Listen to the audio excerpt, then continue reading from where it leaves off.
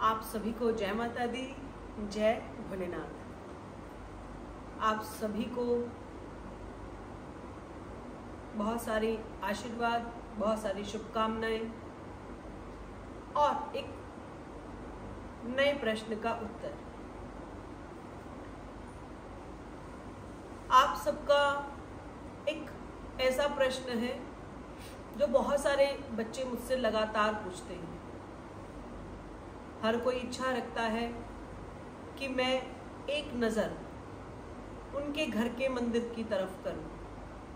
बहुत सारे बच्चे अपना फोटोज भेजते हैं जो उनके घर का मंदिर है, कि मंदिर में कैसी सेवा भगवान की जाए,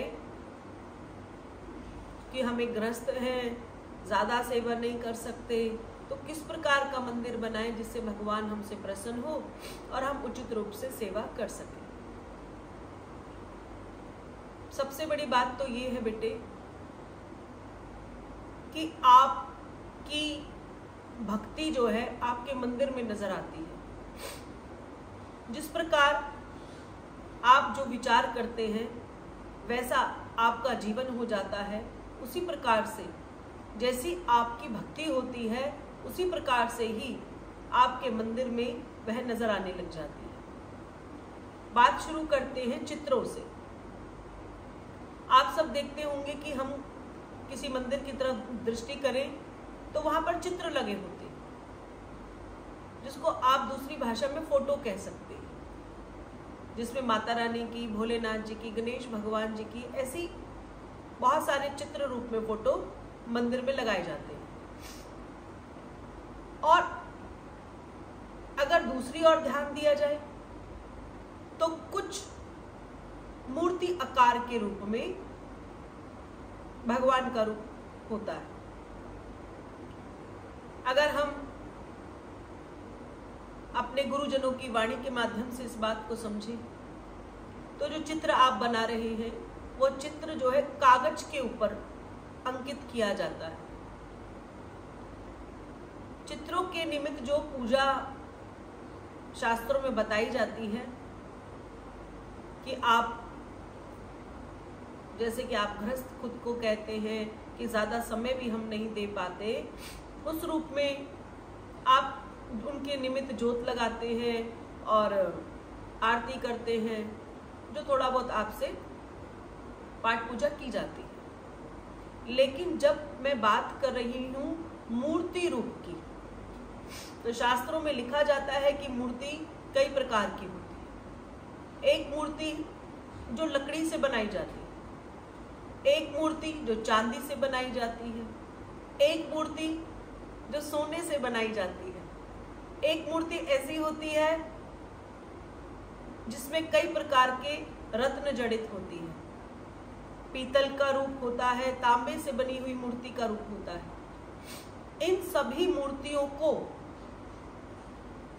जब आप अपने मंदिर में रखकर उनकी सेवा करते हैं तो ऐसी पूजा को अर्चा पूजा के नाम से जाना जाता है। और ऐसे विग्रह को, अर्थात ऐसी मूर्ति रूप को जब आप उस सेवा को करते हैं तो उस सेवा में आप उनको स्नान कराते हैं, उनको श्रृंगार देते हैं, उनको वस्त्र पहनाते हैं, उनको भोग लगाते हैं, उनके निमित्त पाठ करते हैं, उनके निमित्त पूजा करते हैं और सुबह, दोपहर और शाम उन्हें भोग अर्पण करते हैं। जो इस प्रकार की पूजा होती है तो उस मूर्ति रूप को हम अर्चा पूजा के रूप में जानते हैं।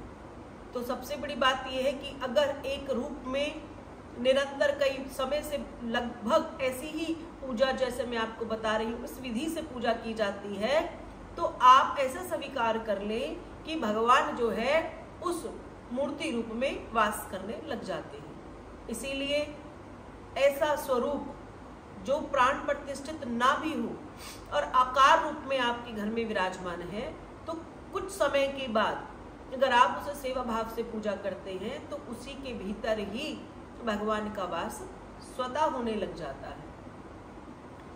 तो जो चित्र होते हैं उनसे कई गुना ज्यादा पूजा का जो फल है वो अर्चा पूजा में किया जाता है। पूजा दो प्रकार से की जाती है। मूर्त दो प्रकार की होती है, एक दर्शना मूर्त होती है और एक अर्चा मूर्त होती है।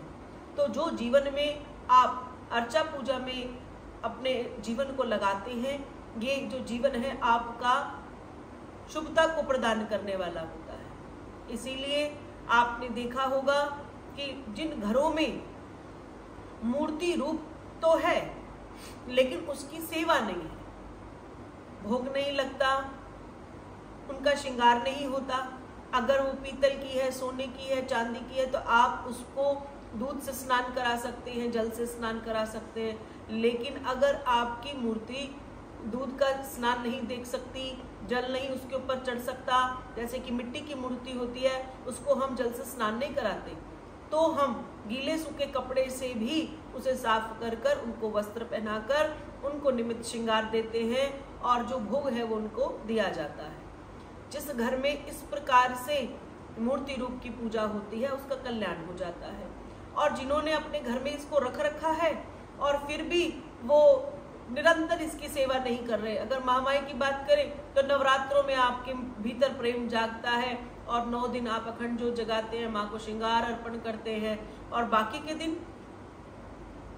दिन हम सब भूल जाते हैं कि हमारे मंदिर में वो भगवान बैठा है। इससे भगवान का तिरस्कार होने लग जाता है और भगवान जो है हमसे प्रसन्न होना बंद कर देते हैं। इसीलिए जब आप मूर्त रूप में भगवान को अपने मंदिर में विराजमान करते हैं तो उनकी निरंतर एक सेवा होती है जो हमें करनी चाहिए। आप समय के साथ रोज ना स्नान करा सके तो कम से कम गीला सूखा कपड़ा लेकर देवी देवताओं के रूप को साफ कर कर उनके वस्त्रों को अर्पण करके भोग अवश्य लगाएं। जिनके घर में कागज का रूप है वो जिस प्रकार से पूजा करना चाहे कर सकते हैं, पर मूर्त रूप की पूजा जो है हमारे जीवन में बहुमूल्य होने लग जाती है। उसी में भगवान का वास होता है। इसलिए अब आपके घर में अगर बहुत सारे कागज रूपी चित्र हैं तो आप उसे थोड़ा सा कम कर सकते हैं।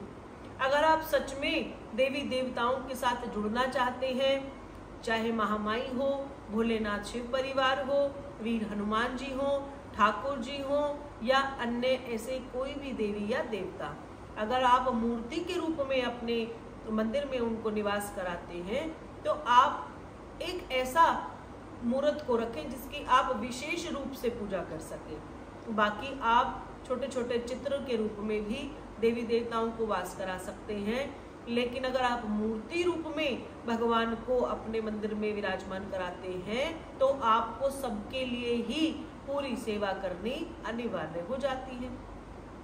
इसीलिए जैसे हमारे गुरु हैं और गुरु जिस भगवान की आराधना करते हैं तो जो शिष्य है उनके घर में भी मुख्य रूप से उसी भगवान के स्वरूप की सेवा अनिवार्य रूप से हो जाती है।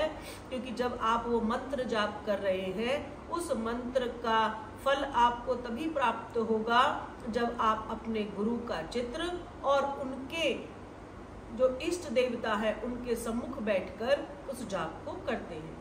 तो जाप का फल तब मिलेगा जब आप अपने गुरु रूप को और इष्ट देवताओं का भोग और उनकी सेवा को निरंतर करते रहेंगे।